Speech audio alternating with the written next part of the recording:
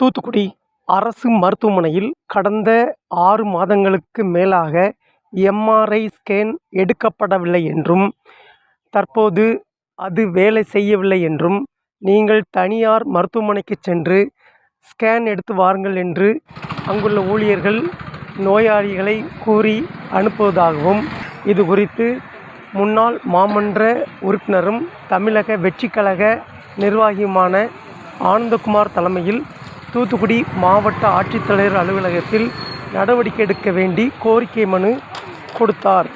இந்நிகழ்ச்சியில் இக்னேசியஸ், ராஜா, பெனி, வெள்ளி, மணிராஜ், கார்த்திக் உட்பட ஏராளமானோர் உடன் சென்றனர் என்பது குறிப்பிடத்தக்கது.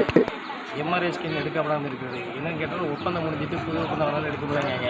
இதில் ஏழை எளிய மக்கள் எடுக்க முடியாமல் அவதிக்குள்ளாகிறாங்க.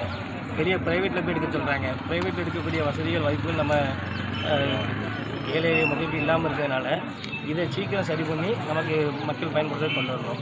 ரெண்டாவது, ஒரு ஆக்சிடென்ட் ஆனாங்கன்னா அவசர சிகிச்சை கொண்டு வராங்க. வர்றவங்களுக்கு ஆப்ரேஷன் பண்ணக்கூடிய எல்லா தகுதியும் நம்ம அரசு மருத்துவமனை இருக்குது.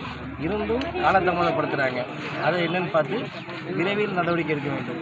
ஒரு முதல்ல மனுவுக்கு அவங்க தகுந்த நடவடிக்கை எடுக்கவில்லை என்றால் எங்களது தளபதியின் ஆணையை பெற்று தூத்துக்குடி மாவட்டத்தில் மிகப்பெரிய அளவில் போராட்டம் நடத்துவோம்.